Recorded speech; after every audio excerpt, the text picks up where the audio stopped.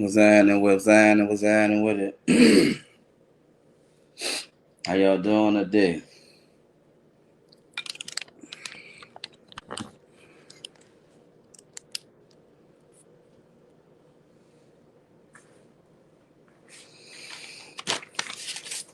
What's happening, man? Who that is? Whoa. What's up, Lawrence? Salute. What's happening, dog? How you doing, my brother? How you feeling today, man? Who else on here, man? I see three people on here on my brother Lawrence spoke. Who else we got in the building, man? What's happening with it? What's happening with it? Come in the building, y'all. Make sure y'all speak, man. Don't be rude, man. Y'all in the building, man. Whoa, what's up, Jermaine? What's happening with it, dog? Salute. What's happening with it, man? Long time no see, my brother. Good to see you straight. You heard me? You saying what's up? That mean, look, you on this side of the ground. So that mean you straight. Good to see that, my brother. What's happening with it? Who else we got in the building, man? Y'all come in, man. Don't be rude. You heard me? Y'all come in the building. Y'all make sure y'all speak, man. How y'all be doing, man? It's good to see y'all. I hope y'all ready for a good show today. We got a good show planned for y'all today. You been chilling? That's what's up, dog. That's what's up, bro. This so Mo, you know what I mean? I saw that boy Mo at Bertha's. You know, him and Prince T, them boys damn near own Bertha's. I be seeing them boys promote. We did have Prince T on Tap Out Tuesdays when the show was on Tuesday, bro. We been chilling though. Bubba Head, what's up, Bubba Head? My dog Bubba Head in the building.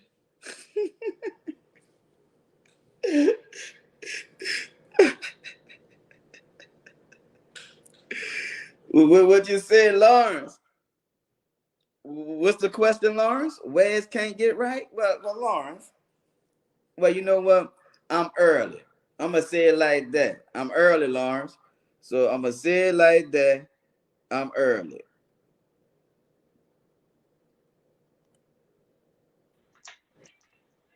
I'm early too. Look at me, you early. Look at you early by Hey, bro. yourself. Hey, man. I'm Hey, early, bro. learn. You all try to get jumped on Hey, everybody. I'm man. early, The man learn. asked. What that mean? Like, The man you asked should have you said I'm what the doing a test comment run is. waiting on kill. What the comment Man, say? What the man, to do comment the say? comment. No, you don't want to read the comment. That's the damn problem. You don't want to read the comments. The comment said, "Hey, man, where's Kev? I left it up there so you can see it. Yeah.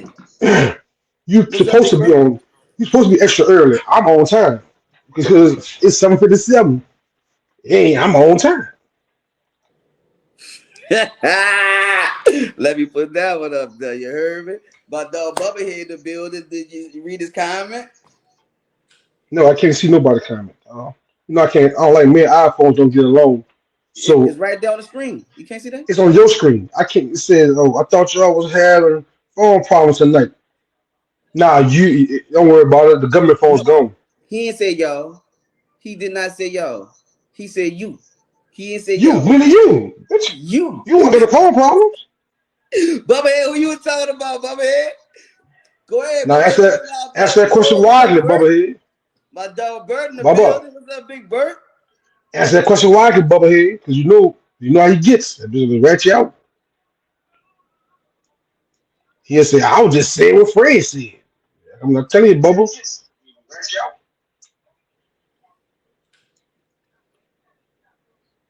What's happening with it, man? How y'all I'm doing, trying bro? to We got a good show planned for y'all. Oh, he said my bro Kev. Oh yeah, I know you were talking about Kev. I already know you was talking about Kev, Bubba Head. I just had to make sure it was known, my brother. He always I'm trying trying to throw it on me. Every I'm trying show, to bro. share My fault, I'm bro. trying to share I'm trying to share the show with everybody, though. Because You since you trying ain't to sharing share with who? everybody, just share with everybody. You try, like I said, bro. I really appreciate you guys, but it's turning out who the problem be around here. I make sure I highlight That that. nigga said who the problem be around. Talking about me? Alright, now you must hear you must hear the power just fucked up. Come on, that's the problem. Ah, what's up? What's up, dog? I see you in the building, big face. You fresh from hair and makeup, huh? Oh, you talking to me again? I'm always fresh, dog. Make that shit. Wait, say that again? You talking about me again? You talking to me again? What the fuck? Who else I'm talking to? I don't know, cause you be calling people names out in the audience and thing like you talking to them. Make sure I can see it better now. What you did just now? First I way back then in Jamaica. Now I'm back in Louisiana. Okay, I can see you. You gonna go back in Jamaica in a minute because I'm adding other guests on today. So I was trying to see how the layout gonna look when I add the other guests. So you'll be back there in a little bit once I add Marquita Washington on here and I add You can Courtney put Burton. us. You can put us where you want to put us at. But one thing you gonna know, I got my house. I got my house. I got different flavors of dick too. I'm ready. OG tight pockets, like Gangsta Call Baby. OG tight pockets. I'm ready.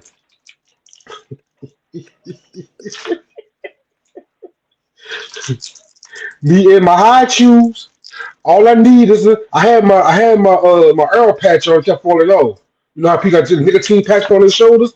I had an Earl patch on, so I got my shots get cold, so I had to took this bitch on the line. Get on my damn nerves, y'all. Y'all know how it go. Nobody know what I gotta go through. What's up, Liz Paulo? What's What's happening up, with it, everybody? Liz? What's up, Fred? Fred on Earl South Sylvester. That's what I'm gonna call it. Fred on Earl What? South Sylvester. Gang, boy, Kev on time. Woo, No, Drake. I ain't on time. We got a new platform. Cause Facebook don't like Earl. I see you, Marquita. I'm gonna bring you on right after we start the show. I'm trying to give everybody time enough to come in. I see you. I got you backstage, Marquita. What boy I doing see you, Queen. backstage I thing? got you. I got you. I see you backstage. I see you backstage, Marquita. I see you back there. I'm looking at you right now, Queen. Hey, Nikita. Listen, Look, you they know, can't see you, but I can see everybody, you backstage. So look, yeah. I got you. I'm looking at you right now because I got my other screen up. I got you, Queen. I'm gonna bring you on right after we get this show started. But I'm glad you're on time. You're unlike some other people that I got to deal with every Wednesday. I really appreciate you being so You prompt, ain't Marquita. gotta, I you really appreciate you ain't being got professional, to Marquita. deal. You know, I add you in a 'Cause minute. I got that yellow page. I can find a show. I can find a show. You don't with me. Cause I ain't worried about you. Because I can find a show. I You go know into this bitch what? real fast. I go into Gang, this real gang. fast. What's AT&T, up, the quicker Dre? do the walking. Dre in the building. You heard What's what up, Dre said. What's Drizzy? up, Byron Red? What's happening, Byron Red? What's up, Bob? I can't see everybody. Let me see, man. Who's chatting here? Dre said, gang, boy, Cab on time. No, Look I just out. told you we got a different platform. We looking better. We doing better things. Facebook don't like early. Early, all nigga know go on Facebook if they hit a post to get that fucking ding doom doom. The post you're trying to place is out of order. That bitch how you get a disconnect notice on Facebook? You know what? How you doing, my baby? I see you in the building. How you doing, my queen? What's What's that happening T with it? baby? What you say T baby?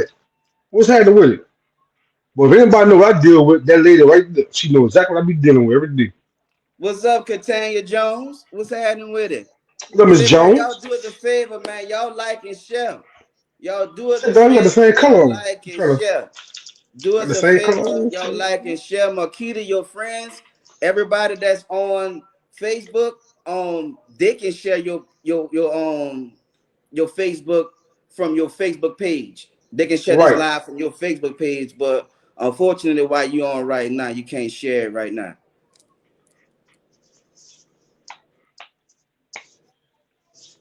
Look at this.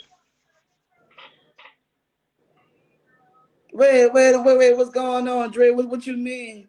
Thank you, Liz. Look, Liz said I shared it. Thank you, Liz. We got Thank something for you. you. See, look, I'm about to start writing people name down that be sharing. Cause see, the people that be participating doing what we ask, these people need to be rewarded. All right, come on, we're gonna start it all over. Who that? We got Elizabeth Paulo, bro. We got It's something for you, Elizabeth. Liz. We got something for you. All right. All these people that participate and do what we ask them to do. You know what I mean? Right We on. got something for you, Liz. I got something for you. Got something. I appreciate you sharing. Hold on, dog. I don't see Felicia. What Felicia at, dog? I don't know. Dre, dog, I got you, my dog.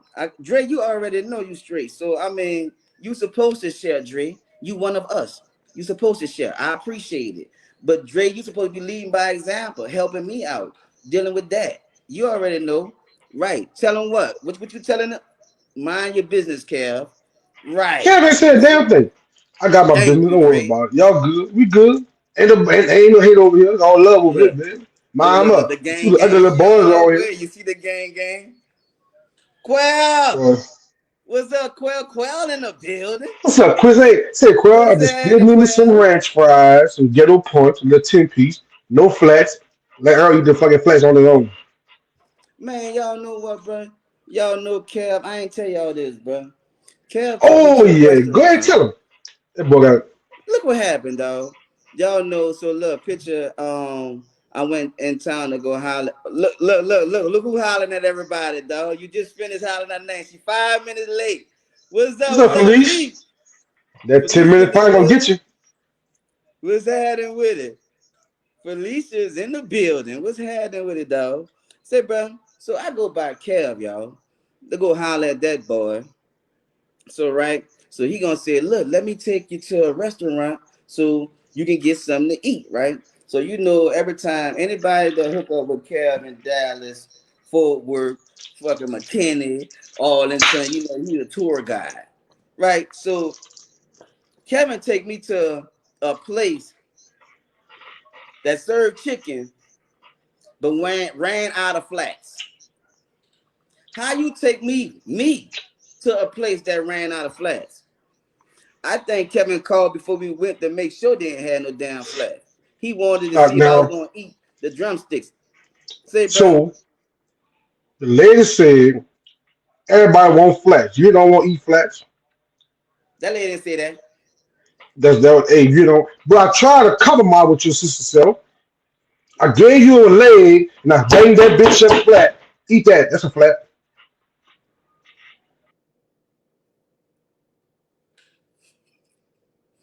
You know, it feels so good to have the power just to click him off at times.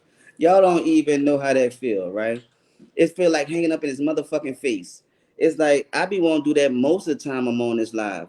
You see how silent it is right now? I know y'all appreciate that. I appreciate it. You see what I'm saying? It's like sometimes I just get tired of hearing his motherfucking voice. Sometimes I just want to talk to y'all and don't hear nothing else. You know what I mean? It's like I'd rather just talk to y'all. You know what I mean? Because having a fucking co-host, you know what I mean, that just fucking constantly running mouth about nothing when he knows topics and shit, it's just fucking disgusting. Unfortunately, I gotta add him back. I gotta add him back. But hey, man, y'all pray for me, bro. Y'all see what I gotta go through? This is normal. That button makes me feel so good. I can just cut that shit off. Like, peace, be still. You know, I feel like God be just testing me with Kevin. I feel like God tests my patience. I feel like God just really say, you know what? You pray for patience, and I'm gonna give you the test of your fucking life. You know what I mean? So doing this show with Kevin, I tell you, every motherfucking week is a fucking test of my will, my strength, and a testament that I made to my motherfucking self, just not to lose it. So this me not losing it. So whenever y'all don't see him, that's Earl just trying to get his peace. That's all. I just wanted some peace. Let me add him back, yo.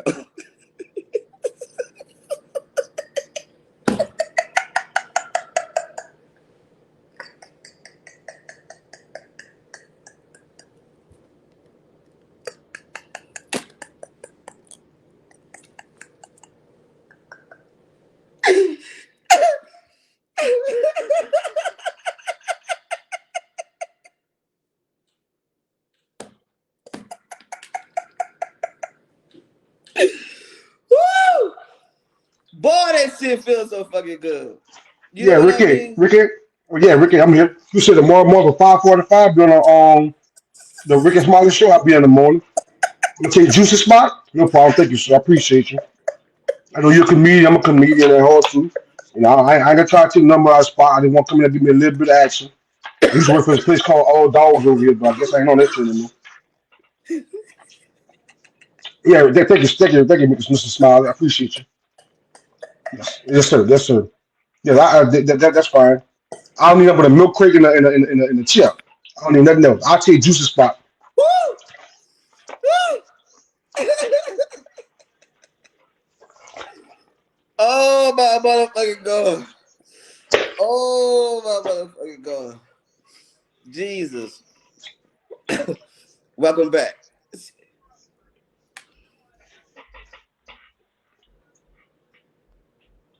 Ricky Tillman, I can't tell no jokes on this show no more. I got a new job now, bitch. Nobody know. Nobody know, bro. Nobody know, bro. I don't understand. Every week is the same. You like the Saints. Every week is the same show. Every week I put up the same shit, Dennis Allen. One touchdown a week. What do you think this is?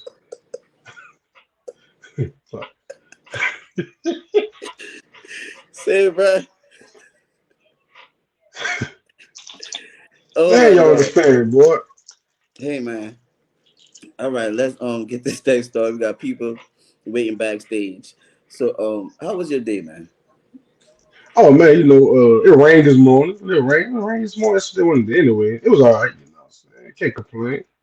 I woke up on the right side of the dirt, like the old man always say. I was on the right side of the dirt this morning. So I guess I was doing good. Hey man, hey bro. Today was a real busy day for me. A lot of meetings today. I'm glad it's almost over. As y'all can see, my day just be trying. My day be trying, especially on Wednesdays or Tuesdays. But I always look forward to the show. The show is really the highlight of my day. You know what I mean? Unfortunately, y'all know what I go through, but the show is really a highlight of my day, bro. So it's been a busy day today, but hey, I'm here. My phone was broke. I couldn't get in contact with my guests on time. But hey, bro, it was nothing gonna stop us from having this show today. So through it all, everything that I went through today, the show started on Mm. time. So that was the most important thing. So glad I'm able to move forward with that. Speak to everybody in the house, and let's go ahead on and get the joke of the day out the way. What's up, everybody? Felicia, I see you finally made it. Makita, I see you backstage. You coming on with you. Everybody, man, like and share. Appreciate y'all. Y'all take y'all time out your day. Come and food us all day long. See this food, that food, that food.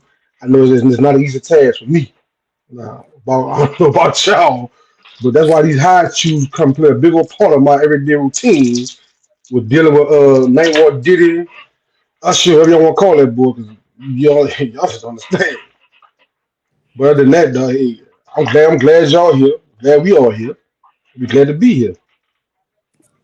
That's what's up, though. What's up, Auntie Jackie? What's up, James? Say, bro, y'all do us a favor, man. Y'all do us a favor. Y'all do us a Like and favor. share. Y'all like and share, man. Y'all like and share. Y'all please do us a favor. Y'all like and share. We about to get the joke of the day out the way. Get the conversation started. Get the show started. We got our guests in the building, man. I'm excited to bring them on. It's our first Excited time to having guests on a new platform, man. It'll be nice. It'll be real interesting. yeah. I'm about to say so. I'm just really excited to bring them on so they can um help us with these questions that we're gonna have with their professional, educated opinions. But let's go ahead on and get this joke of the day out the way, big So bro. I got grandkids. These kids these days, man, they're real funny. Everybody change their words and talking and saying things. Like, so I come home, I go to North, visit, I always bring them a little something, little donuts, a little snack, a little something over there to phone to have. So one I went there last time. He says, Papa, you got me some donuts? I said, no, I ain't got no donuts this time. I said, I can go to the store and get you some. What you want? Oh, I want a glizzy. I said, glizzy. I said, okay, cool, I got you. So I went to the store, down, made me pick up a few things, went back to the house, gave him a little bag and stuff. He said, Papa, what's this? I said, that what you asked for, wasn't it? He said, no. I said, you did. You said you wanted some gizzards in a honey bun. That's a glizzy, right? He said, no, Papa, I want a hot dog. I said, should have said hot dog. You got you one. What the fuck?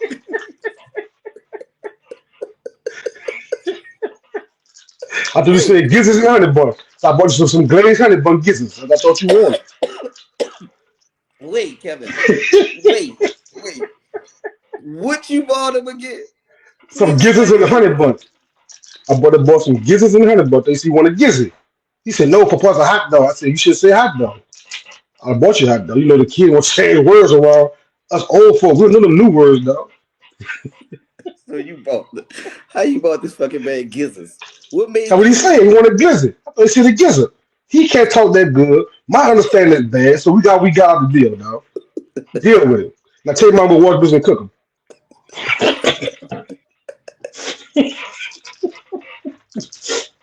hey man, you stupid. Y'all already know man. That's Cal the comedian. That boy wants some gizzards. I got that boy he want. Look, that's Cal the comedian. I'm E Guy the creator. Y'all already know what's the name of the show.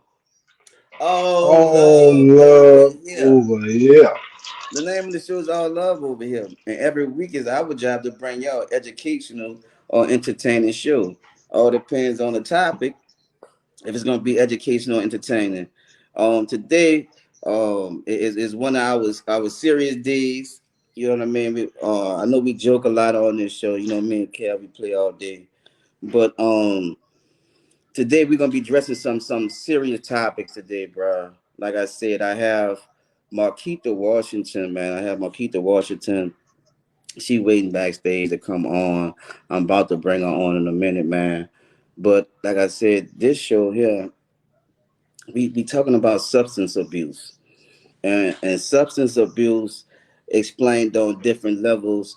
I wanted to bring some professionals that was more educated in this background so they can go ahead on and talk to us about all the things that maybe can help us and some things that we may be overlooking, some telltale signs that we may be overlooking when it comes down to our kids. But I'm about to bring Marquita Washington. If you're ready, I'm about to add you right now, Marquita. I'm about to add you right now, Marquita. Hey, Hello. Kiki. What's Hello, up? hello, hello. How you doing, Queen? I'm good. I'm good. Hey man, I'm sorry about the delay. As you can hear, I'm dealing with Kevin. So Yeah. Kevin, Kevin, if you can mute that your phone, your Hold other on. phone, the I'm thing trying to, don't. man. I appreciate it. There we go. All right, all right. Oh, some silence. All right, Marquita Washington. Did I pronounce it right? You are correct. That's correct. All right, Marquita Washington. Um, I'd like to number one, thank you for taking time to come on the show.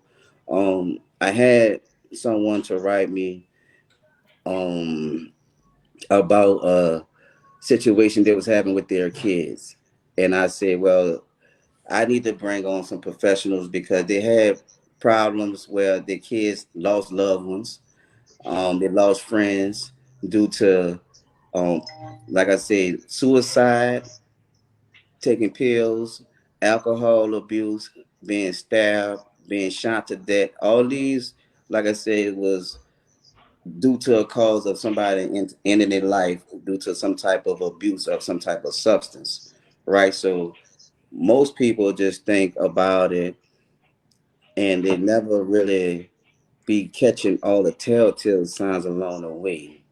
And you being in the field, I would like for you just to educate us on number one, just some telltale sign that we can be aware of. Just you know what I mean. Just far as alcohol, start off with alcohol, because like I said, alcohol, and then we're gonna get to the drugs. But before you do that, you please introduce yourself, please. So I'm Marquita Washington. I'm the screen. Am I on the full screen? Because I keep losing my. Well, you come back over. Well, I can take There you Kevin go. off and we can see you. Ah, Hold on, you want me to do that? No. you don't have to. I just didn't want to get lost. But Wait, let me try something out. Hold on one You go second. to your left. That's to your left. I'm gonna I try like, There different you layout. go. How you like that? yeah, I can see it now. All right. Okay. So I'm Marquita Washington. I am a interventionist and a recovery coach. I work in the substance use disorder and mental health field, trying to help people find freedom with substance use, and kind of like you said, recognizing those telltale signs. I am also the director of business development and marketing for Restored Path detox facility. Um, so yeah, but mostly I'm a mom. I'm a loved one who has went through those same struggles and had to find those same signs. Mhm. Yeah. You know what? I started. I mean, I can remember as young as 14, 15, having a drink. Tasting alcohol for the first time, but it wasn't something that I never really wanted to do enough to where it became abusive. Mhm. But like I said, that was just me. I mean, the next person is different. What are some things that we may need to notice with our kids, and what's the youngest age you dealt with substance abuse? Well, so I typically deal with in my profession deal with adults 18 and up.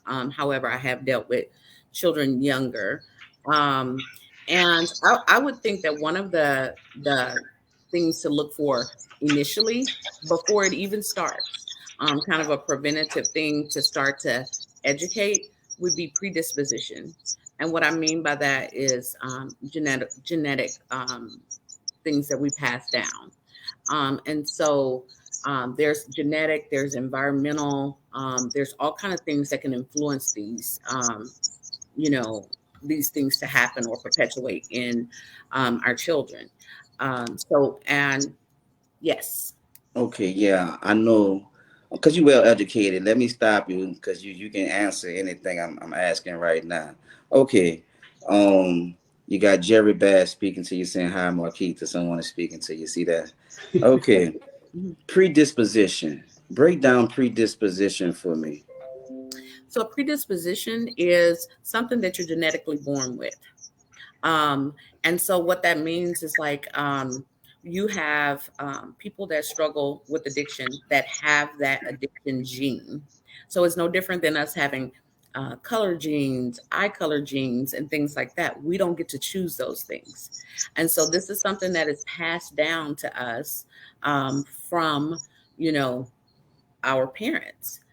And so what that looks like is you have a father or mother that struggles with addiction, then you start to have that conversation early on because it's something that can be passed down. And a lot of times our children start to like just party and have fun, and they don't realize the way I look at it is like you poke the bear. And because you don't know what's inside of you, you can poke that bear 10 times and you're just partying and nothing happens. But you can poke that bear 11 times, and I'm just throwing numbers out here. And that 11th time could be what starts that addiction or that um, um, dependency. So you have dependency long before the addiction kicks in because now your body is dependent upon it. Yeah. Mm. So now you're feeding your body, and a lot of people are looking for fillings, release from different things. Sometimes it's your why, but I think the first when we start to should have conversations is when we realize that um, grandpa suffered from this or somebody else. It raises the likelihood that we or our children will struggle. Um, yeah. So you're saying addition can be passed down through genes, through genetics. So I never knew that. Hmm. So that's a gene that's created. Then you know what I mean. If it can be passed down like that, when do it break? So if that's a gene that's created, is it in your bloodline? for duration of your life, or do it at sometimes weekend, or how does it go? So I'm going to use an example that may be a little more to understand a little better. So there's genetic things that, you know what, there's genetic things that are in us, and those things pass down. So we go and do genealogies, and we find out that we have this bloodline, that bloodline, all this stuff, right? These are things that lie within us. We don't know everything that lie within us. So it's no different than any medical condition. So you may struggle with being a diabetic. Um, your parents may not have, but your grandparents may have. And so it just goes back. So I met a lady who she struggled with addiction. Her parents never struggled with addiction. She felt like the unicorn in the family. Her siblings never struggled with addiction. And so she kept going back. Eventually, she found a strange death within her family. And so it was an aunt. She had a broken neck. She went to the cousin to find out, what happened. And they exhumed her and found out that she was an alcoholic and had fell down the stairs. That's what her fall was caused by. So she was like, I had to go back so far just to find an answer of how I may have been predisposed to this. And so I thought that was very extreme, but she wanted answers as to why me and not everybody around me. Wow. Wow, Yeah. Um, that's interesting. Go ahead, Kevin. I have family members that suffer from alcohol abuse. Matter of fact, one of my uncles died from it. He just could not shake it. Like I said, like you said, it's generic, but I watched my grandparents as growing up as a kid. Like Earl said, the first time I tried alcohol, I was my 13, 14 years old myself. But I watched my grandparents, and I never saw my grandfather drink. I saw my grandmother may drink every now and then, but I couldn't figure out why my uncles was so much on to the alcohol Mhm. like that. But now as you said, generic genes, but it could have been passed down, like you said, from years and years ago, not just from the Immediate. the parents, Mhm. immediate parents. Oh, is it hard to shake their alcohol addiction? You say, is it hard? Yes. So, in my opinion, I feel like alcohol is one of the hardest, and I'm just going Okay. to say my opinion, and then let me also say as a disclaimer, I'm non-clinical. I work in this industry. Is what I do. It's what I'm passionate about, but I'm non-clinical, and so I don't. There may be some clinical people that pop on and can answer or chime in on some of that, and I welcome that. But in my opinion, from my personal struggles and some of the things I've seen, alcohol is one of the toughest. And the reason being is because it's so accessible. You can get up and you can say, today, I'm not doing anything. I'm not going to have a drink. I'm not going to do anything.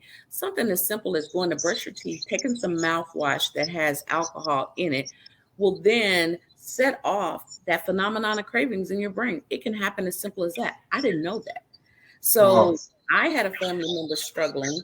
I was asked the question, who buys your household products? I'm like, me. Do you buy alcohol free? And I'm like, no. Why? Do you look at what's in there? No, because the absorption in the skin, hand sanitizers and things like that can set off that craving. And that blew my mind because I didn't know that. And so I had to educate myself in order to stop the cycle or to not be a part of it. I had to find out all of these things because I didn't want to hurt my children. I didn't want to add to it. So Right. alcohol to me is one of the toughest. You can be riding down the street, look at a billboard, there's alcohol. A truck can pass you by, there's an alcohol truck. And so what we see in our head, all the images that go through our head, sometimes on TV, it sets it off. It makes you want to do that. Or Wow. foods are paired with alcohol. And so I think, in my opinion, it's one of the toughest because you don't pass a billboard with heroin or cocaine or things like that are triggering to you. And a lot of times we don't even know what our triggers are. So I Wow. think the toughest. It's not. It's a slower burning fire. Let me say that, because a lot of times it's a buildup. But um, and some drugs we can take and instantaneously die. So, in my opinion, it's the toughest. It's Mm. yeah, it's everywhere, Wow. Okay. and it's legal. That's it. It's legal. Yeah. What's the what's the youngest age? You say you deal mostly with adults. What's the youngest adult that you had to give therapy to? I'm not therapist, but that I Okay. had to intervene on. So I've talked to people who and work with people who are as young as 12, 13 that start to see the signs. And at that time it may be experimenting. But just know that sometimes the precipitating factor of this is mental health. And so a lot of times people are to cope.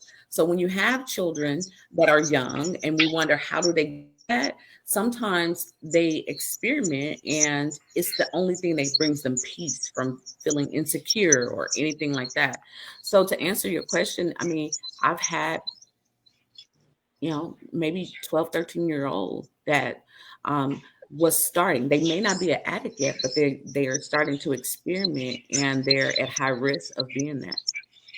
So with their parents, how did you even get to know the kid? With their parents brought them to you, or was it something that happened at school, or how did you get involved in the kid life? Um, all of the above. If somebody knows what I do, and I try to make it very aware. The other thing is because I had children that struggled. And so a lot of times people will connect with me because they know and feel like I understand. And so it's all of the above that different people reach out and ask. And a lot of times with the adolescents, I work with adolescent specialists that I will refer them to because that's what they specialize in, is understanding them and working with them.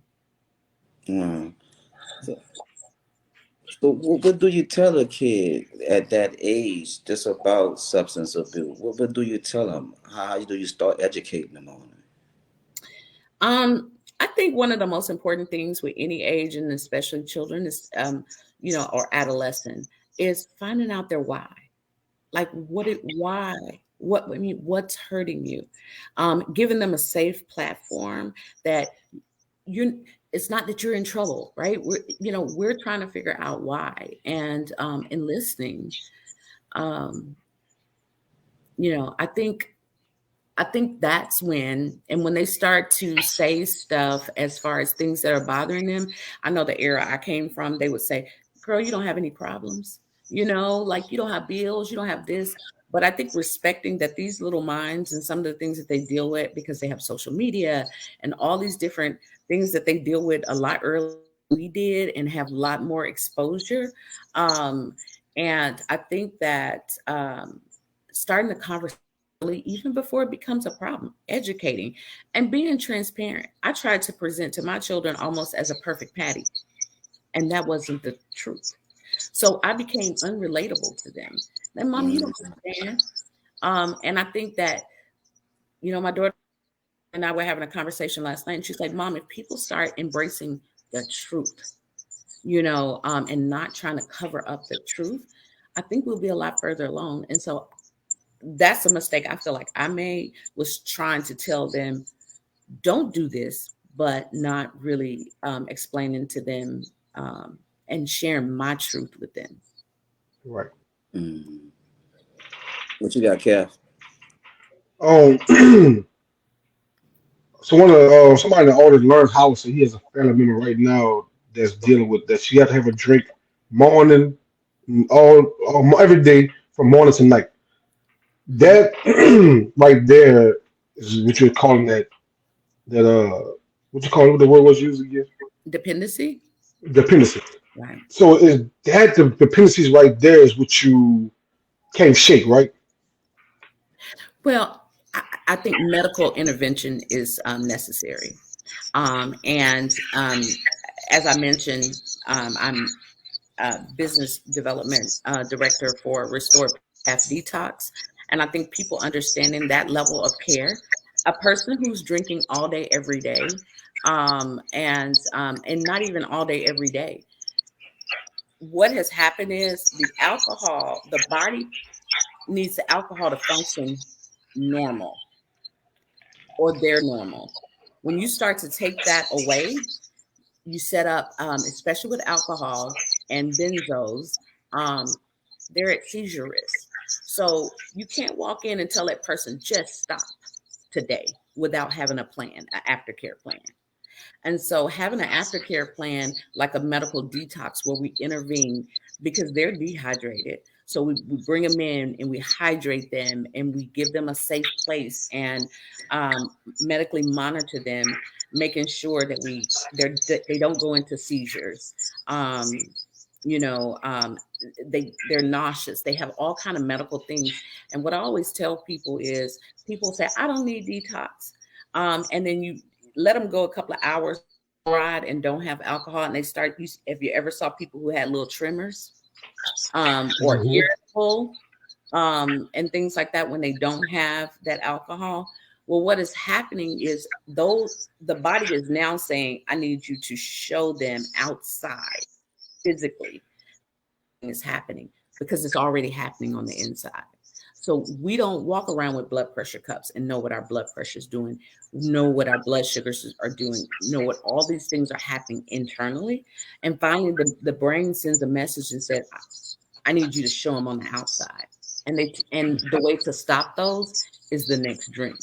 And so you don't want to ever have somebody detox off of alcohol without medical intervention, period.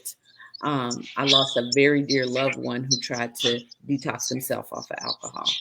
And that is why I'm very passionate about detox, because had we had the proper medical intervention, I don't know. I don't know what God's plan was. I think it would have made a difference. I got a quick question for Keith. You say it's about medical, right? Mm-hmm. Oh, I read something where are doctors handicapping drug use by telling them that it's a disease, not a habit. By telling them that it's a habit and not Habit, not a disease. Yeah. Right, tells it Backwards, Kevin. Yeah. Go ahead. No. So in my opinion, and what I've seen, and what I know is, until we start to respect addiction as a disease, it really slows up our progress, because it is a disease. It's a disease in the brain. It's a brain allergy, whatever you want to call it. But and it is recognized as a disease. But whenever people say you have a choice, maybe you started out with a choice, but from the moment you entered into dependency, because a lot of times there's heavy drinking, people that can just kick it, bounce at work, doing what they need to do, and they keep pushing to now, as I mentioned before, the body is dependent on it. You take it out, and it's almost like taking a vital, blood or oxygen out of your blood. The body doesn't know how to function. So if the body doesn't know how to function, then how could that not be disease? How can that not be medical, right? And so, until we start to respect it as that, because I was like, just stop. Don't do that. If you love me, don't do that. And they couldn't stop. And they loved me, and I couldn't love it out of them. To me, that's a disease. But it is classified in the DSM as a disease. And yes, that's I see, right? Diagnosis.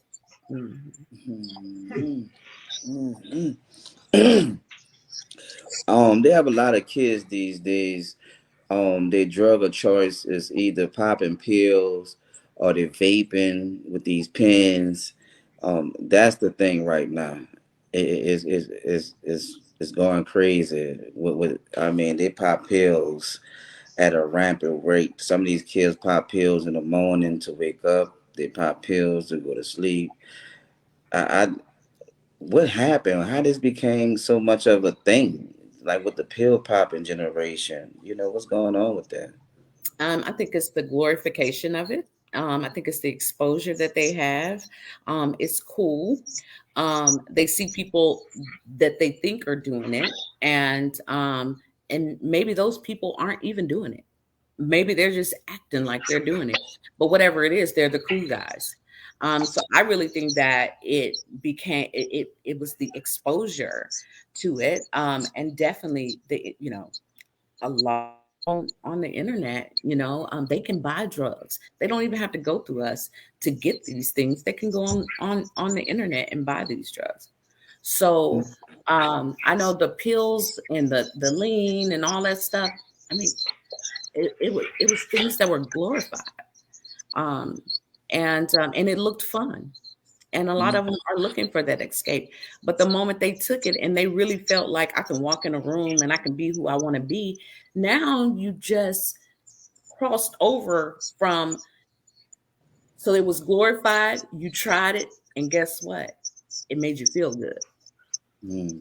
And so now, we're going into something that, again, is medical. Do it to wake up, do it to go to bed. You have just changed your body's chemistry, a mutation of being able to function normally. You're taking your normal functionality to go to sleep, to eat. Some people are like, I got to do it so I can have an appetite. Or you have taken that away. So you are Wow. changing the trajectory and what your body would normally do. Mm.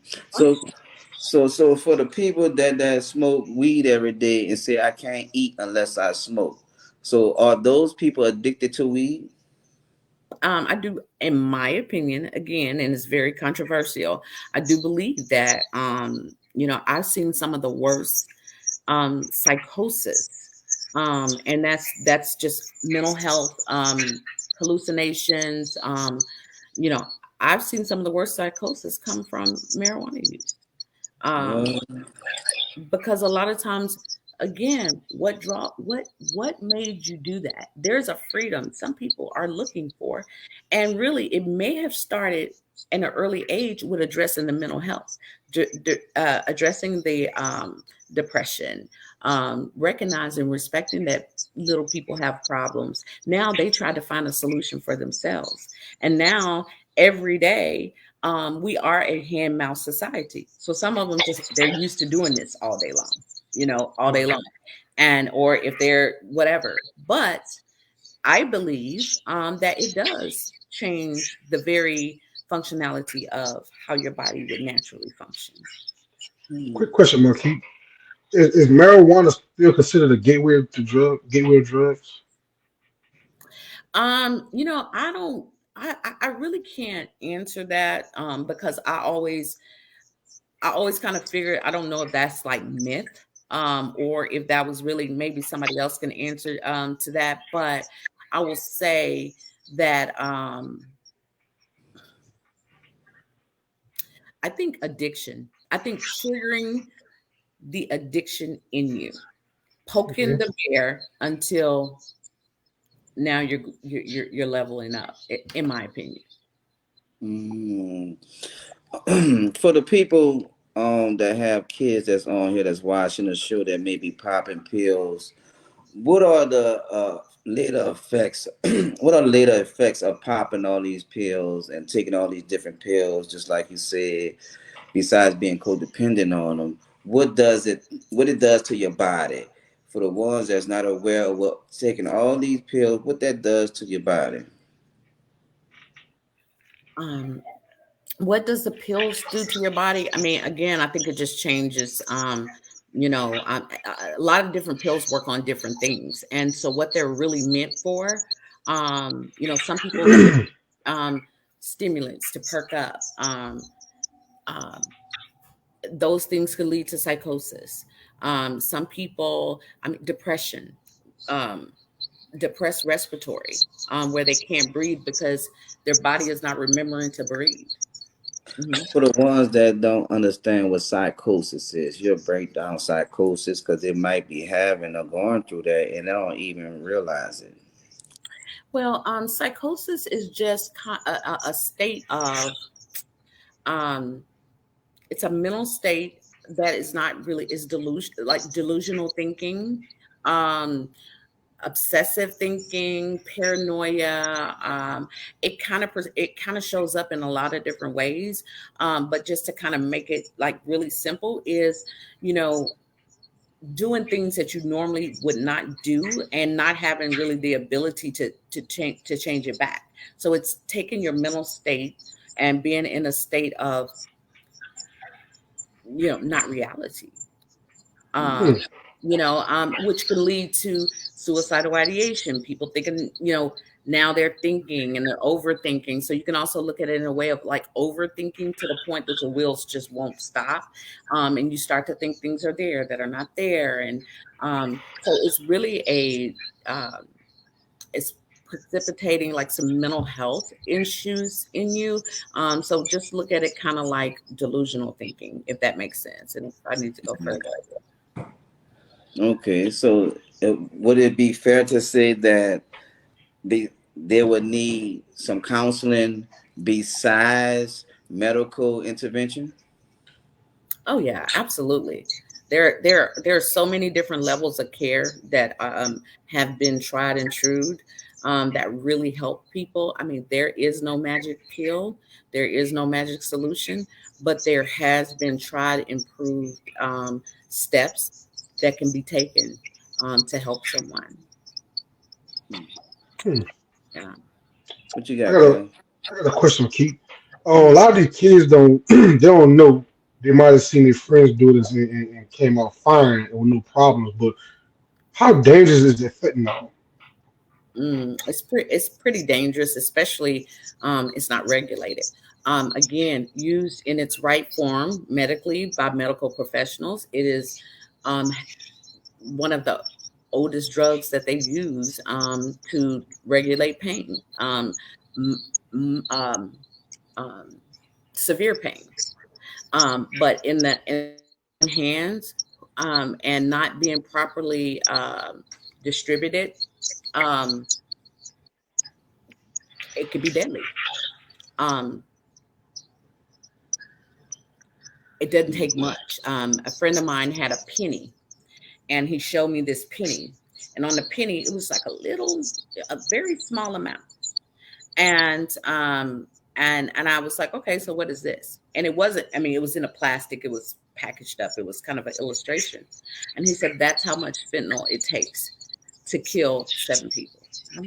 Mm. So something that would fit on the size of a penny, and if it is not dosed, correctly or whatever, it could kill 7 people. Like that just blew my mind.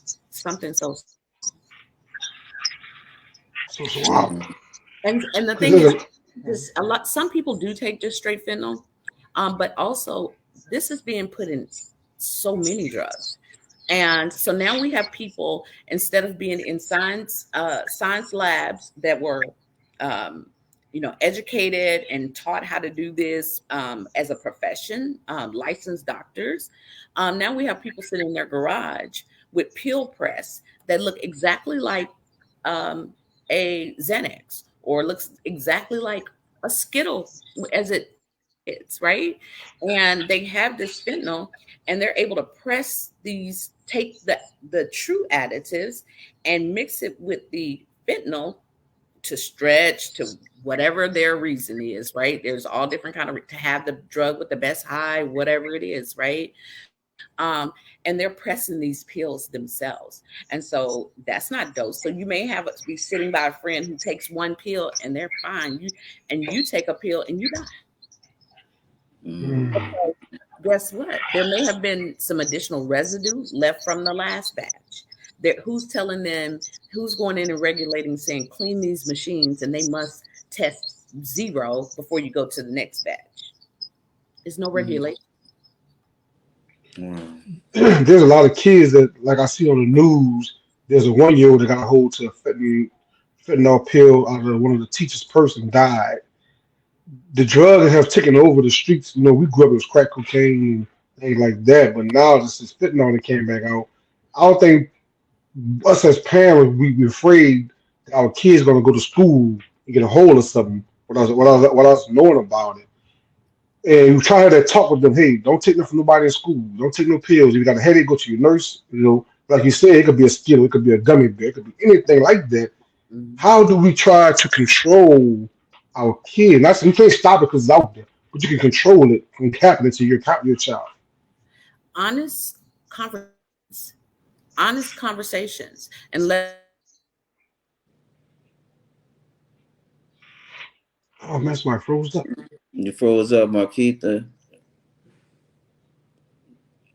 Oh man, Marquita. yeah. All right, you're back. You're back. Kevin was about to you start back up now. here. I'm glad you came back. Mhm.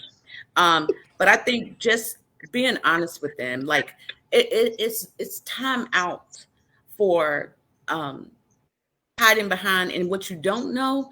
Educate yourself on it because it does come in all kind of forms. I mean, they put it on chips. They could put it on anything, and so when we were, I know I was told, don't go begging, don't ask nobody for nothing. Da da da. Well, when she wasn't watching, guess what? I'm like, hey, can I get some of your, can I get a few pieces? Can I get a now later? You know what I mean? Right. Hot shoe, Mm-hmm. can I get one? Gotta have your hot shoe, baby. Yeah. Don't start with the high shoes, Marquita. Please don't mention high shoes. And that's just sharing, right? And so Right. somebody come up and they're like, hey, try this, it's so good, right? And you try it and you think they're just sharing, but it has something else in it. So Wow. we need to teach them that, yeah, be able to say thank you, but I'm not going to get that. If they jump in the car with you after school and say, I saw somebody with some peanut M&Ms, I want some, will you take me to get some? Do that and let them know, hey, if you want something, we can get that for you, but you don't take anything from it, because the person that's offering it to you, what they will say, their defense will be, Mom, they wouldn't do that. Dad, they wouldn't do Right. that. Right. But you don't know if it's really them. Who did they get it from? So Right. your education, yeah. Tell me this, Marquita. I mean, you're doing great. You're doing great. Like I Wonderful say, you job. answer every question. Every question we have, you're rolling. You're rolling, man. Thank you, thank you. We have a few more for you before I let you get off here. Mhm. But all right, tell me this. What do you tell your kid that lost a friend or loved one to substance abuse? Now they're dealing with the later effects of their loved one that they lost or that friend that they lost. What do you tell them? How do I you think counsel that person? I think that we're not equipped for that as lay parents, right? So, but we have resources that are available, and anybody who is struggling with anything from mental health to substance use to, you know, I share my number because I will be a resource for them, because there is, and I don't care what state that's in, by the way, because they need counseling. And we have to destigmatize counseling, because that's not how we were raised. They tell us, pray about it, it'd be all right, look to the hills from which cometh your help. All the things that we grew up and we think, well, we made. And my dad told me one time, he said, you don't get rid of old, you take a little bit of the new and you put it with you take a little bit of the new and you mix it with the old, right? So we don't have to get away from what we were taught, but we do have to unlearn some of the things. And so what I know and what I see is that there's not enough therapeutic intervention going on. A kid, my nephew lost his brother at 22 years old. He needed counseling. He needed counseling right then. And you think kids are resilient and they keep going, right? But who knew that he would be dealing with this years later, right? So we have to start intervening now because the resources are available for us now. Stop trying to be therapists, and reach out to the resources. There are people who are specialists in grief, you know, certain mental health. It's not just a therapist that somebody say, hey, she's a therapist, so go to her. find a specialization for what that person is dealing with and a good fit for them, so they feel that they're in a safe place to be able to share things. Hmm. Do they have free counseling available, or do they have to pay for it? Where do they find it? Where do they look for it? There is a website, Psychology Today. You can put in whatever state you're in, and it will populate therapists in that area that specialize in certain things. I'm sure there are other resources as well, but that is one that I use a lot when I'm looking for something, a specialization.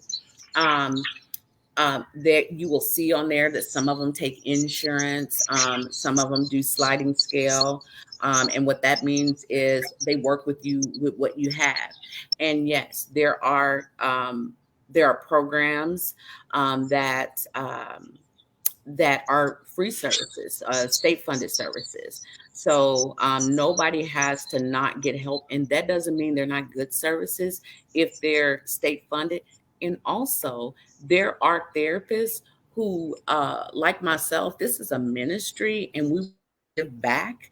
And so there's some therapists that do charge, that have on their books, or within their practice, I'm going to see X amount of people for free. I'm going to give away this many sessions.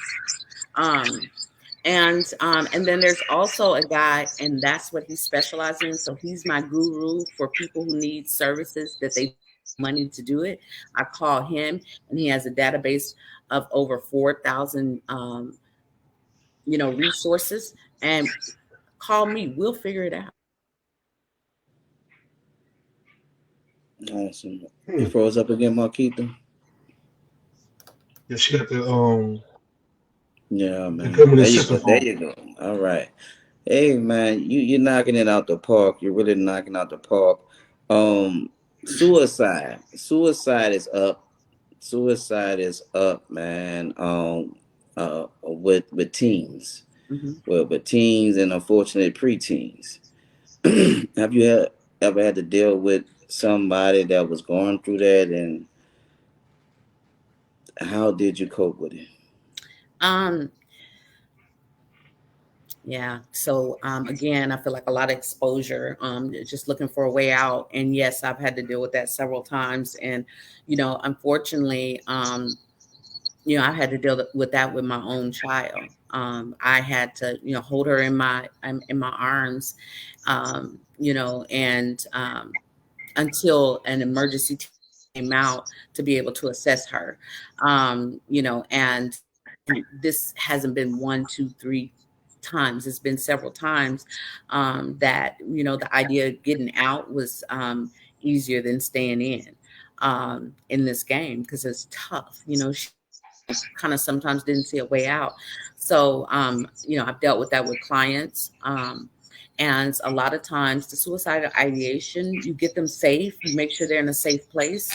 And you, number one, medically intervene. And when I say or clinically, you reach out to somebody. Don't take it lightly. There's ideation, and that's the thought of, I'm thinking about it.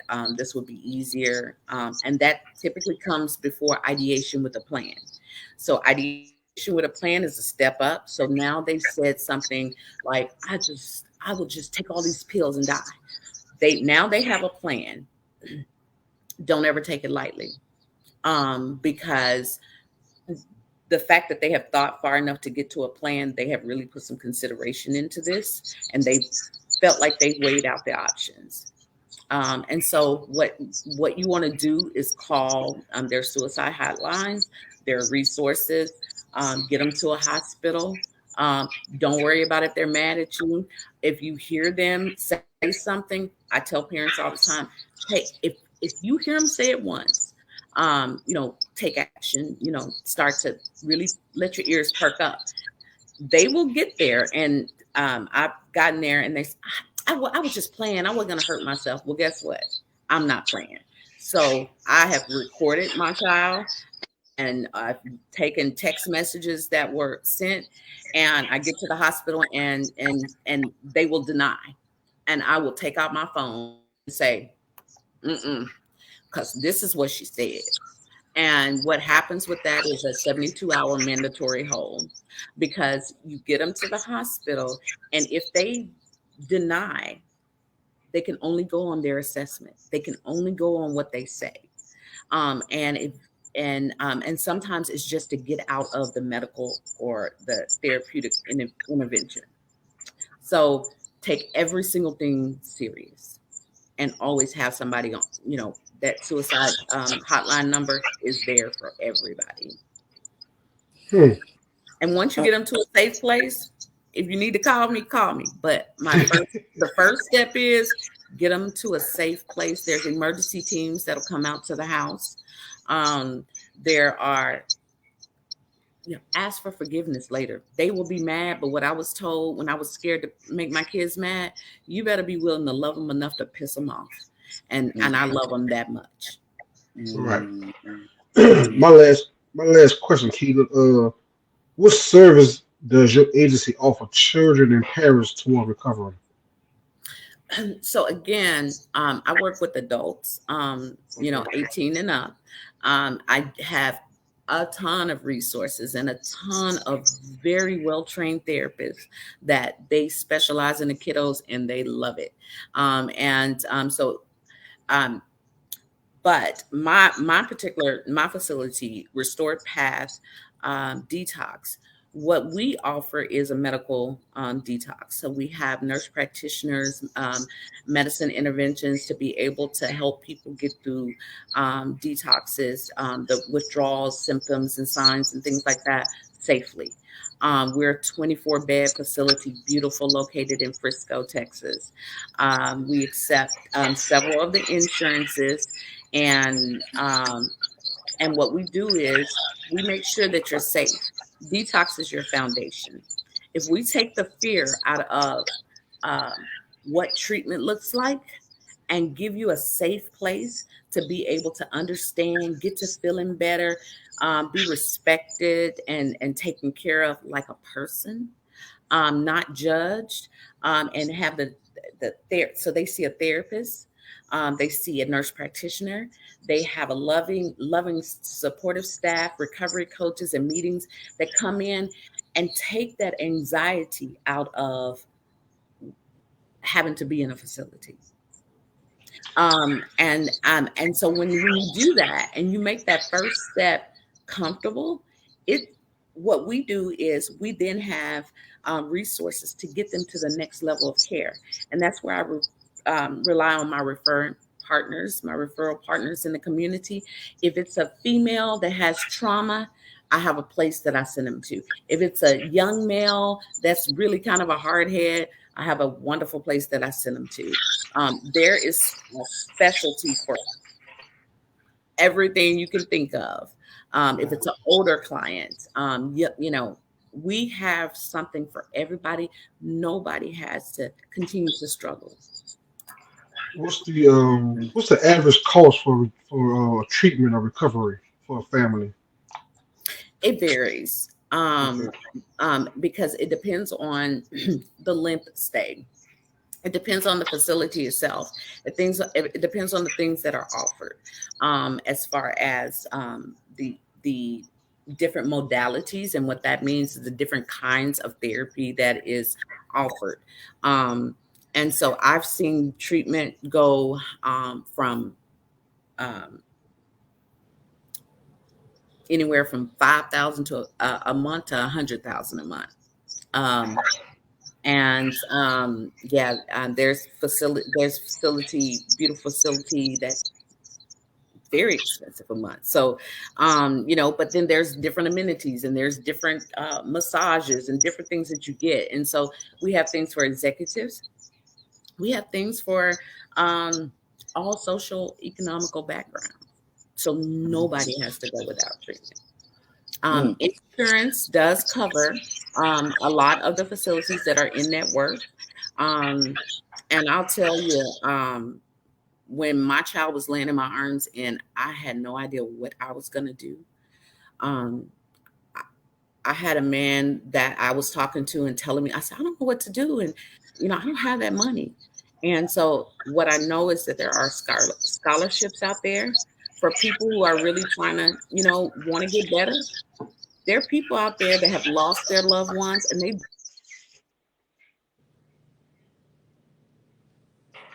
She got that she got the jitterbug phone again.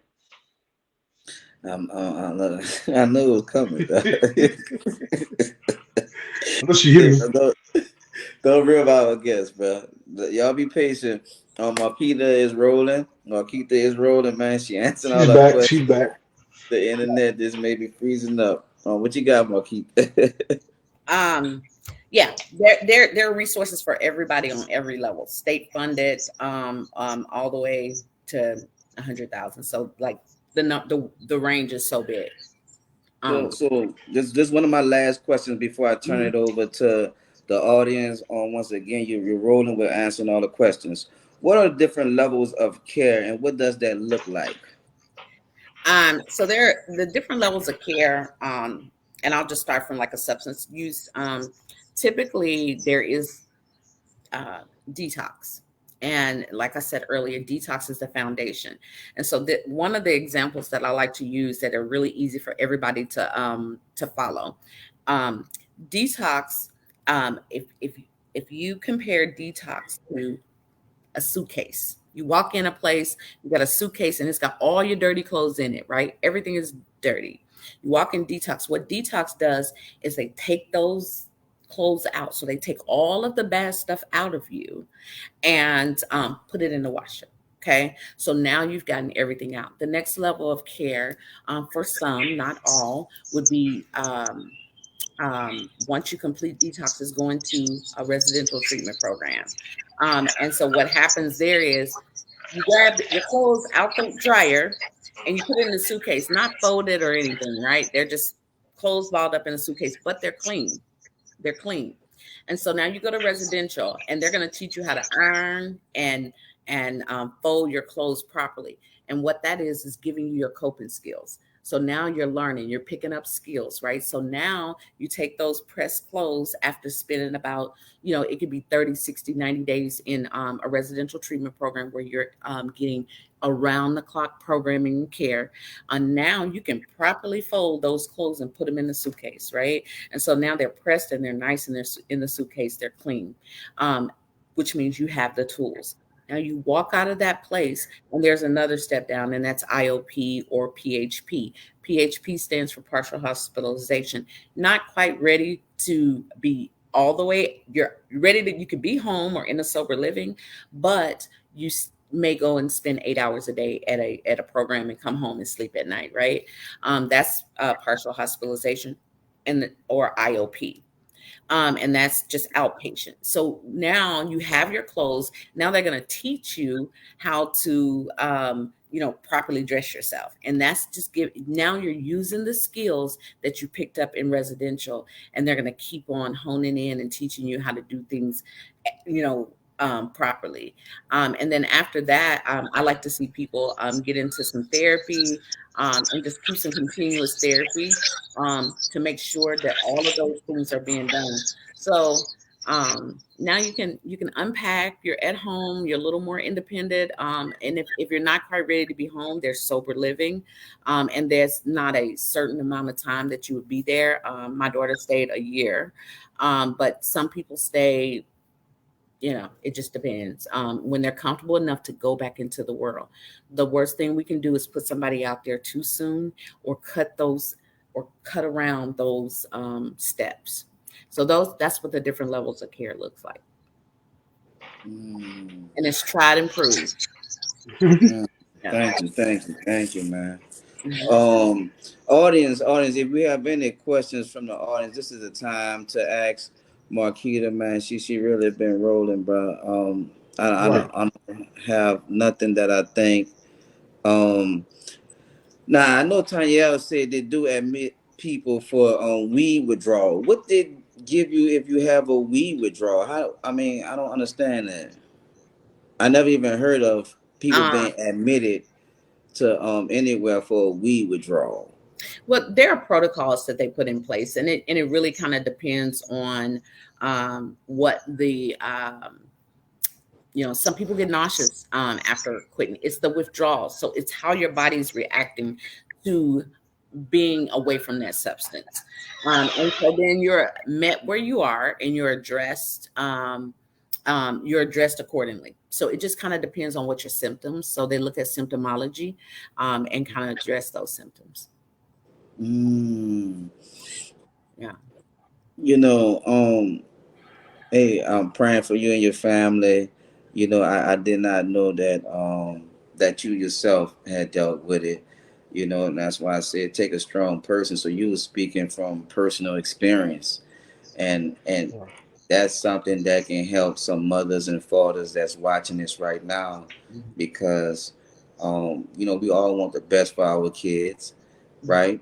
And at what point do you feel like you tried and you tried and you tried enough, and you just feel like Kevin Shirt saying hashtag I tried? Do you get to that point, or do you keep going, or like, because it's hard with a loved one to know when that fine line of when you just say, you know what, I'm done with this. I've tried enough and I did everything that I can do. You know what I mean? Like, Yeah. So boundaries. And I think setting boundaries is a good thing to do. But there are different points and there are different people, and it's for different reasons. I was a really, really bad codependent. I was so afraid to upset my children, afraid to lose that relationship. And that came out of my own trauma. And so what I was doing was I was reacting to everything based on how I want to feel. And it wasn't really, it was some days I would tell them, I don't know if I'm fighting harder for y'all or me, because I didn't know what life would look like without them. And so I just fought, and I had no direction in fighting. I just fought. It was like I felt like I was always just fighting to save them. And I realized that they didn't have to fight because I was fighting for them. Um, people are different. Some people have a tough love approach. As an interventionist, I use a motivational interviewing love first model. And that's just because that there's several different ways to do it. But for me, in my heart, it was a love first model. Now, did I have to get to a point where I set boundaries? Yes. But one thing about me and when I was going through this personally with my children, I knew who was in there. I knew who I raised. I knew who God, blessed me with. And I know what I did, as far as trying to raise them and do things right, by them. So I tell them to this day, I used to turn to the side, turn them this way. Sometimes their mental health and their addiction had changed to me, the outer shell of them. It was like it was trying to take over. But I knew what was in there, and that's what I put my eye on, and that's what I fought for. And the most important thing to do is they're not always ready for help. Their bottom may look like I hit my bottom long before they hit their bottom. I was ready for them to get out this rat race, stay out of jail, stay out of psych wards and all of this. They wasn't done. And so I just kept loving what I knew that God had in them. And I kept showing up, and not always in a healthy way. So I think people that are struggling, again, I go back to get into you some therapy, because you have to look at trying to help a loved one, just like when you get on an airplane and they say in the event of lost cabin pressure and the air masks fall down, who do you put the mask on first? If you ask that question, you'll be so surprised, because if you say you have your children and your loved ones sitting beside you, air masks come on, Kevin, who would you put the mask on first? The kids. Huh? You put the mask for the kids first. Okay, and so Earl, who would you put it on first? Me. Yourself. Huh? Me. That's right. You gotta put it on yourself, because if you run out of air, think about it. You no cabin pressure. You're trying to get a mask on. They're moving. They're scared, and you can't properly get it on. Right? You run out of air. You both die. All of you die. But if you get that air mask on first, and then you're able to then put it on, you can move faster because you can breathe. Correct. Be able to do. We got to look at it just like that. Cells, because they don't get better until we get better. And I'm telling you, my children would not grow. They didn't do anything any differently until I said, I'm getting better. Got a question on the comment section. Gary Giordano want to know, what do you do if you have a child that's cutting themselves? They need therapeutic intervention. So find a therapist. A lot of times that's a way of releasing pain. And it's something that they do. And they feel like they're letting pain out, and it can become kind of compulsive, but really there's something underlining. And that is something that you need to seek a therapist. And it's not a warning sign that you want to play with. It's serious. How you get them there to the hospital if they don't want to go? How you force them? If they're underage, under the legal age, the best time to intervene with these kids is whenever they don't have a choice. And that's being once they get 17. Oh my goodness! Now I don't know about in Louisiana, but in the state of Texas, for some reason told these kids, you're grown and you make your own decisions. And, we don't have to give your parents any information, anything like that. And when I tell you, my job became 1,000 times worse whenever I didn't have a choice. And so I think if you see signs early on, start working on that thing now and destigmatizing getting help, because you do not want to lose control as when they become of age according to the state and see your baby suffer. That's the hardest thing in the world. So now what do you do when you're at that point? Because a lot of kids living with their parents between the age of 18 and 25, and you see them struggling with this addiction. They're not a kid anymore. They're a young adult. So would you get someone to come to the house and do an intervention, or, because they're at the age to where, you damn near got to whip them or kill them just to bring them if they don't want to go. And you said, repeat that. They live with who? Yeah, they live with you. Right. Okay. So that's called leverage. And so whenever I talk to families, when they call me, I want to know who paid a phone bill. I want to know who bought the groceries. Where do they live? And are you willing to take this journey and set these boundaries? And I'm telling you, they're hard, but are you willing to do that? You got to leverage. You got to leverage what you got, because we came from a time, oh, you're not going to do that up in my house. And we had to respect that. And you know what? It kept us too. It kept us. We may got in the streets and did something, but as for me and my house, kids are now have drug paraphernalia all over their rooms, and they're not even hiding it.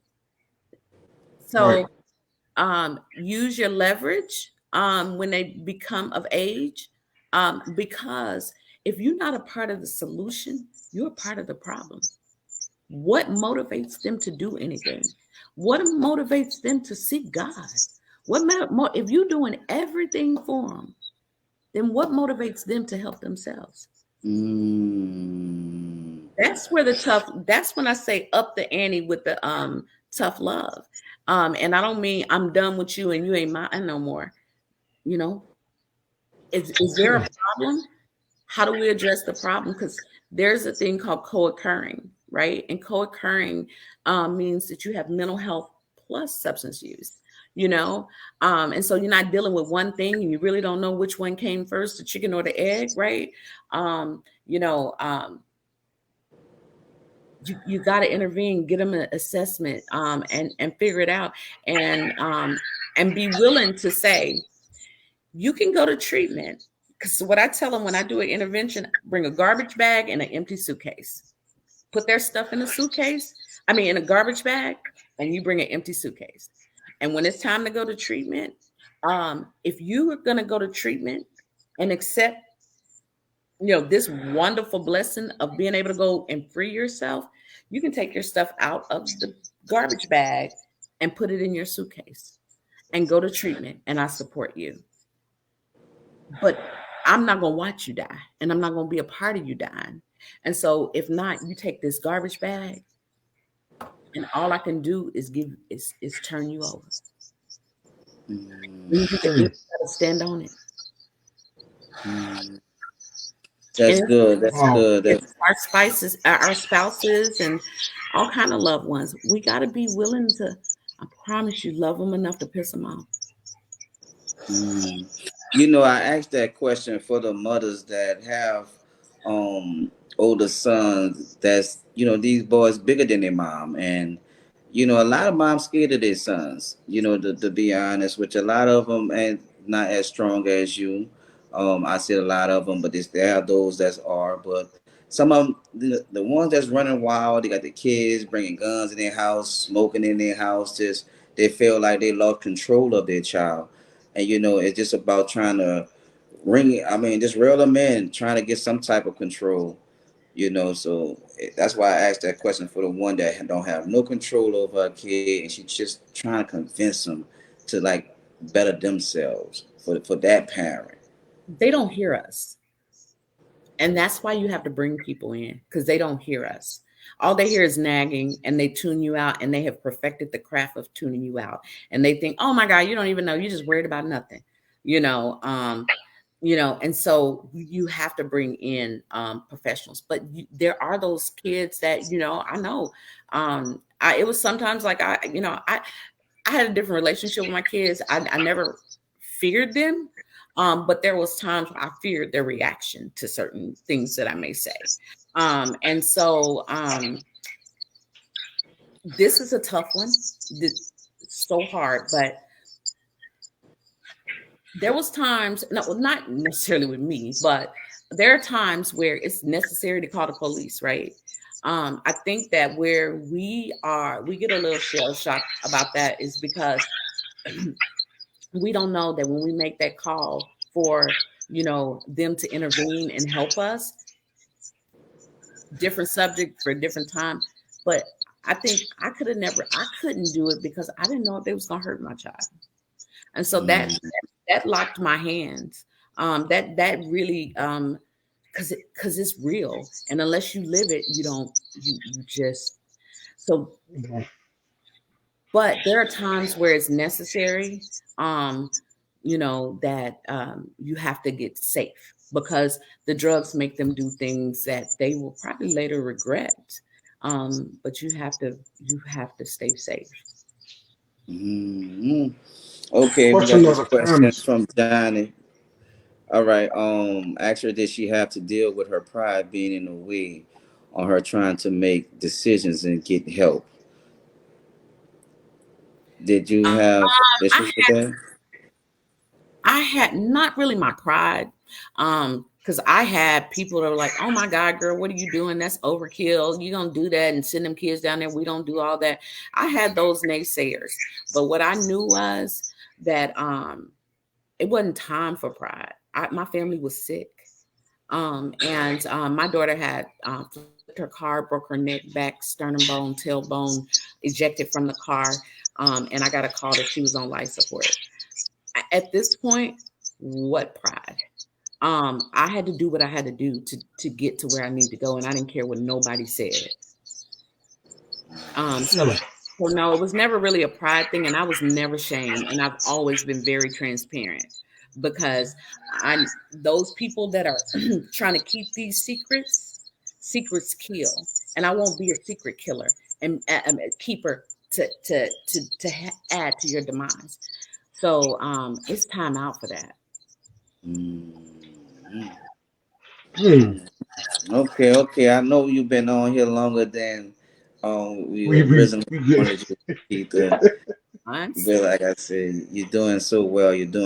Kevin, you have any more questions from Keitha? Audience, y'all have more questions? Y'all ask them right now, so we can Kia get more Newsom said, She said some medical help agencies may come to your house, and if they determine the child is a danger, they will take them. They will take that child. That's still going on like that. Oh yeah, if they're a danger to themselves or others, if people are making threats or accusations and they feel that is a part of the assessment, that is a part of the mental health assessment, and it's across the board. Yes, and aggression and things like that. Yes, they will make an executive decision to get that child stabilized, and that is a stabilization is another level of care. Because it's hard to treat the problem if you're not stable, stable. So yes, When you say get the child stabilized, what does that mean? that's getting the mental health in a place. That's get them stable, creating a baseline for them to then be able to receive anything. Because sometimes they're so out of whack, or aggressive, or hallucinating, or all different type of things. Precipitating factors that they're not stable, and so they have you bring them in, they do the assessment, they determine, because at that time, so basically stabilization is getting them to a point where they no longer want to hurt themselves or other people, or showing signs of that. Yeah. Okay. Wow, that's a lot. Gary got another question, Makita. He said, "What about the kids who are now using vape pens to smoke weed and not really knowing what's actually in the pens?" It's just like the pills.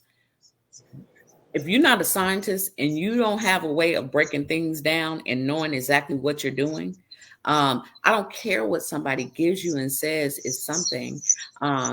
We really don't know. And so I have people that come in and say, I only smoked weed. And then we test them and they pop positive for fentanyl, or they pop positive for other drugs, and they're like, I promise you that's all I did. Then that means that whoever you trusted to give you this stuff decided that they were going to put something else in it. So my thing is, if it don't come you know from a regulated source, it's a game. You rolling the dice every single time, and you rolling it on your life. Yeah. Okay, Wow. yo, that's the last question. That's the last question, man. I mean, Kevin, you drunk more water than Marquita, and she was answering all the questions. Well, actually, I'm not drinking water, smart ass. I was juicing. I was drinking some nectar. Get some, good for the body. Yeah. Watermelon. I juice my watermelon cucumber, so I'm trying to stay refreshed. Yeah. Well, I mean, share my number. I'm perfectly fine with that. You can also find me, like I said, at Restored Restored Path Detox. Share my information. I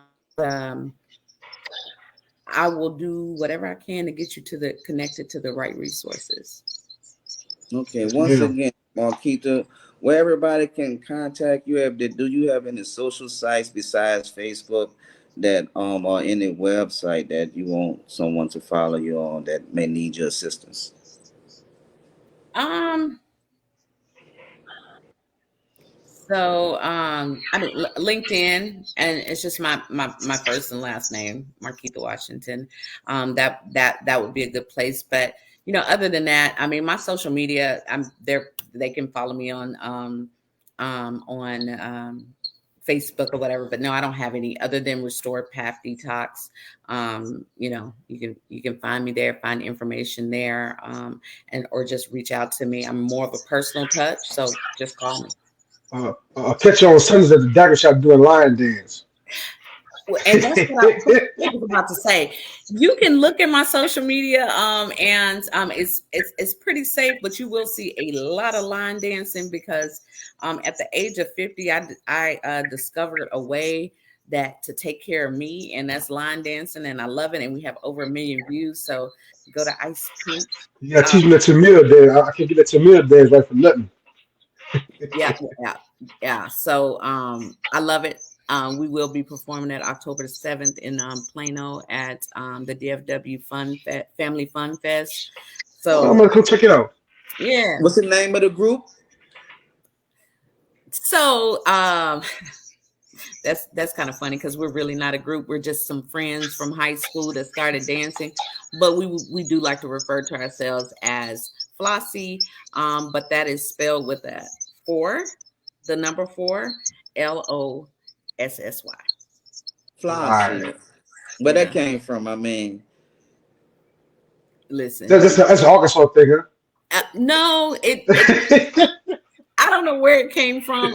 We really struggled over a name because we didn't want to be a group. We just wanted to be 4 friends that were in transition in life, and we like to dance, and we started doing it, and we just went by our names. And so really that would be our group name, would be our names, and that's Marquita, Rayshana, Julia, and Christy. And that's just what we do, but we love it. I And saw your video. we have several videos Yeah, I on see your video. on YouTube.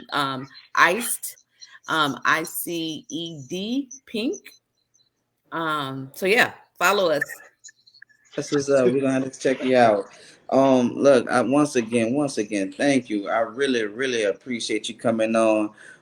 But for anybody that come on our platform, like I told you, I don't invite just no anybody on this platform. Everybody I bring on this platform, I love and respect. So look, let's go ahead on all love over here. Let's show them some love and clap her up, Clap her up. clap her up, and clap her up. Yes, ma'am. Yes, ma'am. Thank you. Thanks Thank for you, having me. Marquita. It was fun. Hey man, like I said, you did an awesome job. I really appreciate you taking the time out your busy day just to come on the platform and answer all the questions that we may have. I may need you to come back again. Like I said, the time just went so fast, but I may need you to come back again, Marquita. Oh yeah, absolutely. Because it's not a problem that's slowing down, and we need to keep talking. We need to keep the conversation going. And so I am here. And my thing is, out of my pain and my past, birth my purpose. And so Mhm. what I do is not a job. It is a ministry, and I do it, and I just keep getting more energy because I don't want anybody to be in the dark. This was up, man. That's what's up. Hmm. Kev, you got anything for Marquita before we get off? Look, I appreciate you coming on. I said you and I had a conversation about a couple of months ago where you was helping one of my coworkers that was going through, and I said you gave me so much information. I had to tell her we got to bring Keith on the show because she got so much insights on drug and alcohol abuse. Till I was like, we was on for like 2 hours, and so I'm like, man, I ain't never knew all this stuff. But you did a wonderful job. Like I said, yeah, I really appreciate you coming. I really appreciate you taking your time out to show us some love. And we show you some love back. Absolutely. Yeah. And if you have anybody struggling, call me 214-842-2307. I'm happy to help anybody. That's what I'm here for. What's that number again, Marquita? It's 214-842-2307. And what's the name of your group? My group, wait, which one is? Ice Pink of it. Where you want us to follow you on YouTube to see y'all line dance. Oh, the line dance. Yeah, Iced Pink. Ice Pink. Y'all make sure y'all go check out the YouTube. I'm gonna go check it out myself. Once again, And I also seen you got some celebrity shout outs on one of your videos. Oh yeah, we Yeah, did. tell me about that, huh? I seen that. That's pretty cool. SWV were in backstage trying to learn to dance, and somebody sent us the video, and they were had us on the screen. look That's out. pretty cool. That's dope, man. That's dope. Look Yeah. out, Marquita. Look Yeah, out. I'm So like, now we gotta have a all love show line dance show because I didn't know how to do that dance. I can't do it. I got two right feet and two left feet or something. I don't know. wow. I get it because I was the person with no rhythm. I'm so glad that my friends trusted me to be to dance alongside of them because there's some really good dancers.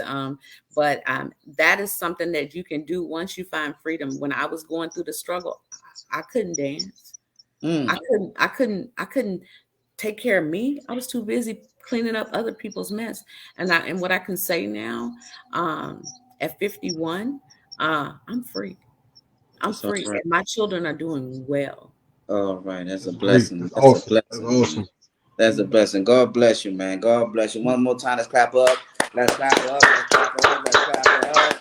Appreciate you, Marquita, man. You did an awesome job. Thank you, thank you, thank you. Like I said, I will need you again. All right. Call All me. right, man. Have a great day. Salute. Bye bye. Oh man, say, bro. I know y'all enjoyed that. I know y'all enjoyed it. Yes. Like I said, man, Marquita knocked it out, dude. Marquita knocked it out. She was able to answer all our questions. If y'all like that, put a one in the air. Put a one in the comment. Put a one in the comment. If y'all appreciated Marquita today, man. I had two people scheduled, but Marquita was rolling so well. I'm just like I gotta bring Courtney back. We gotta do like a part two of this show or something. And that's Right. why I said like yeah, correct. Y'all put a one. Y'all show us some love. Y'all show us some love, man. She did a real great job. She did a great job, bro. I like when we bring people on the platform that help us understand things better. That's the reason I created this show, so we can be educated on things as a community. Courtney, I ain't forget about you. As you saw, Marquita was rolling. You know what I mean? I'm gonna have a part two of this show because they still have other questions that I didn't ask, and I have someone else that I'm gonna bring on the platform too. So I'm gonna bring you guys together. I didn't forget about you because they have questions that's gonna be like the later effects that I need to ask you, Courtney. But we're gonna do it on another show. I ain't want to cram everything into one show and then I be rushing, asking you questions, trying to get you off. But I got you, big brother. I did not forget about you. I appreciate you being on. I appreciate your patience. It was a Right. good show today. Like the comments saying, Marquita, you're a strong woman. Like I said, I ain't ever heard of a woman that went through all that, bro, and saying I'm free right now. You know, a lot Right. of people that gave up on their children, bro, and it's Right. just everybody got different breaking points. So I'm not saying you wrong for having your breaking point. I don't know how long you've been dealing with. You've been dealing with. You know, I don't know what you had to deal with, going through, Right. having a loved one that have some type of addiction or some type of substance abuse at the time. So you know, we just heard a true testimony from somebody that's been through this and on the other side to where they can tell us how to win. So it was real Not just helpful. going through it, not just going through the dog, but you still willing to help other people. You Yeah, know, that's the strong side. You had to deal with your own child, but you still get up every morning and go to work and try to help somebody else overcome what you're dealing with at home. yeah, So man. that's strong because now it's like you could have been like, I can't help nobody right now. I gotta focus on just my child. But you didn't do that. You decided to take your time, split it up into two, and still balance your professional work schedule and your child at home that's going through the same thing that you're trying to prevent other people from going through. That's man. That's a lot. Yes, it is, man. Great show, great show. Kevin, why don't you go ahead on and give me your social site before we get off here? Hit me up at hirechu.com. I like the green apple one. Y'all already know, man. Hit me up at Kev Community hashtag underscore 504 on Instagram. Kev Howard on Facebook. All love over here. So you can find me in this fool, act a fool every Wednesday for YouTube. On YouTube, follow the All Love Over Here show, man. We got more subscribers coming to the YouTube page. Every day I go, I upload videos. I keep on trying to do short reels, trying to get more and more people, grab more and more people attention. I'm loving the feedback. I'm loving the ones that is coming over and joining the YouTube page. I really appreciate y'all. We appreciate everything that y'all do for us. Y'all know I still got the hashtag. I tried, like Earl Makita. You know, that's one of the situations where these designs come from. You try, but you never give up. But at the end of the day, you put 100% in. If you know you put 100% in what you was trying to accomplish, you tried. You can't never beat yourself up and say I didn't do enough.